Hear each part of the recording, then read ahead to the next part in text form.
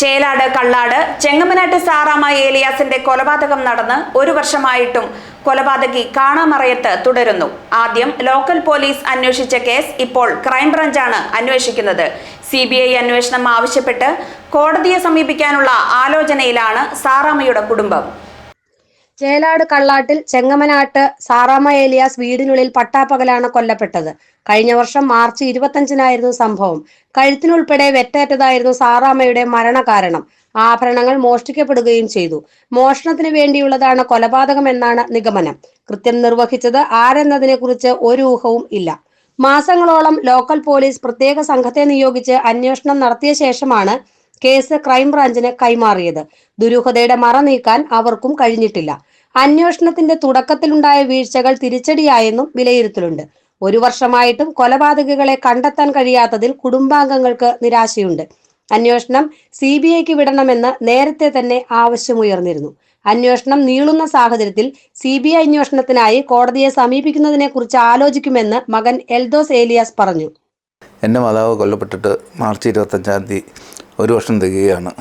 നാളെ ഇതുവരെ കേസിന് യാതൊരു പുരോഗതിയുമില്ല. ക്രൈംബ്രാഞ്ചാണ് കേസ് അന്വേഷിക്കുന്നത്. ഞങ്ങൾക്ക് ആ കേസിൽ അന്വേഷണത്തിൽ ഞങ്ങൾക്ക് യാതൊരു പുരോഗതി ഇല്ലാത്തതുകൊണ്ട് ഞങ്ങൾക്ക് തൃപ്തിക്കുറവാണ്. CBI അന്വേഷിക്കണമെന്നാണ് ഞങ്ങളുടെ ആഗ്രഹം. ഞങ്ങൾ ഒരു വർഷം കഴിയുമ്പോൾ കോടതിയിൽ അഫിഡവിറ്റ് കൊടുത്ത് CBI അന്വേഷണത്തിന് ആവശ്യപ്പെടാൻ ഞങ്ങൾ ആഗ്രഹിക്കുകയാണ്.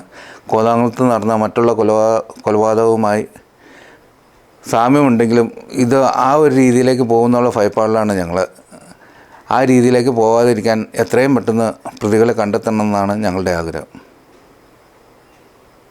സാറാമ ഏലിയാസിന്റെ വീടിന് സമീപത്ത് താമസിച്ചിരുന്ന അന്യസംസ്ഥാന തൊഴിലാളികളെ കേന്ദ്രീകരിച്ചായിരുന്നു പോലീസിന്റെ ആദ്യ അന്വേഷണം. പിന്നീട് സമീപ പ്രദേശവാസികളായ 3 പേരിൽ കേന്ദ്രീകരിച്ചു. ഇതിൽ ഒരാൾ പോലീസിനോട് കുറ്റം സമ്മതിച്ചതുമാണ്.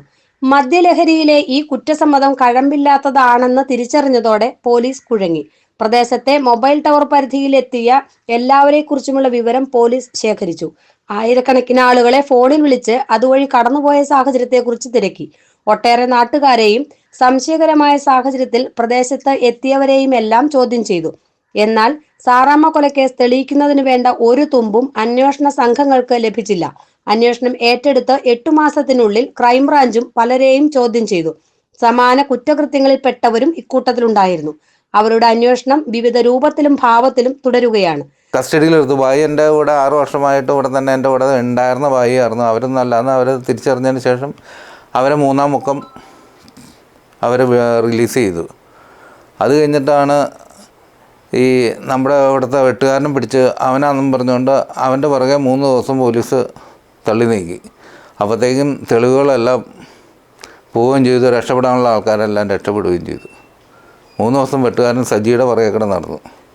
അതങ്ങനെ പോയി 3 ദിവസം, ആദ്യത്തെ 3 ദിവസങ്ങൾ. അപ്പോൾ തെളിവ് നശിപ്പിച്ച് രക്ഷപ്പെടാവുന്ന ആൾക്കാരെല്ലാം രക്ഷപ്പെട്ടു എന്നാണ് എൻ്റെ ഒരു നിഗമനം. സാറാമയെ വീടിനുള്ളിൽ വെച്ചാണ് ക്രൂരമായി കൊലപ്പെടുത്തിയത്. മണിക്കൂറുകൾക്ക് ശേഷമാണ് വിവരം പുറം ലോകം അറിഞ്ഞത്. സമീപത്തെ സ്കൂളിൽ അധ്യാപികയായ മരുമകൾ വൈകുന്നേരം എത്തുമ്പോഴാണ് സാറാമയെ മരിച്ച നിലയിൽ കണ്ടത്. കൊലപാതകമാണെന്ന് വ്യക്തമായിരുന്നു. കൊലപാതകത്തിന് ശേഷം പ്രതികൾ രക്ഷപ്പെടാൻ ആവോളം സമയം ലഭിച്ചതാണ് അന്വേഷണത്തിന് പ്രതികൂലമായത്. സംഭവ സ്ഥലത്ത് തെളിവുകളൊന്നും അവശേഷിപ്പിക്കാത്ത വൈദഗ്ധ്യവും അവർ കാണിച്ചിരുന്നു. ഇതും അന്വേഷണത്തിന് വിലങ്ങുതടിയായി. കൃത്യമായ ആസൂത്രണത്തോടെ നടപ്പാക്കിയ കൊലപാതകമാണെന്നാണ് പോലീസ് ഉദ്യോഗസ്ഥർ നിരീക്ഷിച്ചത്. വീടുമായോ നാടുമായോ ഏതെങ്കിലും വിധത്തിൽ ബന്ധമുള്ളവരാണെന്നും സംശയിക്കുന്നുണ്ട്. GTV news, Chelad.